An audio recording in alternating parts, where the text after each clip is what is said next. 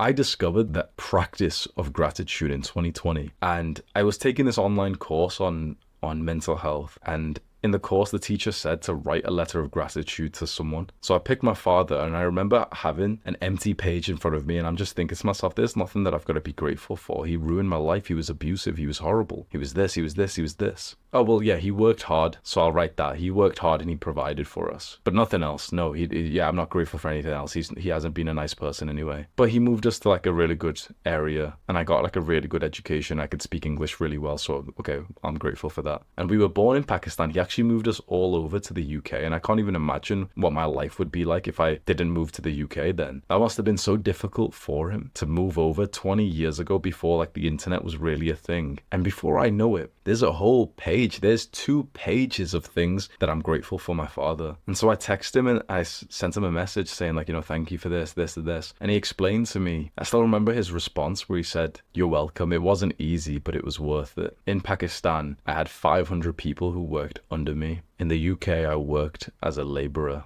Before my family, anything. I finished writing the letter, waited for him to get home, and when I hear him coming up the stairs, I bring him in and I sit him down and I read out the letter to him, and he's tearing up. I am a little bit. We hug. It feels, a little bit awkward, but I give him the letter and I feel so much better afterwards. That's the first time I actually felt grateful for my father, because I sat down and just thought about the question of like, what could I be grateful for? That's an actionable step for you right now. Pick maybe your father, your mother, and just ask that question. What can I be grateful for them for? Write it down as well, just so you can see the list kind of like accumulating, and you can write it however you want, full sentence, whatever just feels right for you. Really just think like, what are you grateful for? What do you have that you might not have had if it wasn't for someone else? Just doing this practice will make you into such a more positive, loving person. But if you are willing to go to the next level, not many guys will do this, but if you will do this, write a letter to that person where you talk about all of the things that you're grateful for. You just keep it as a pure, like, positive letter. So don't write anything a bit absurd, like, "Oh yeah,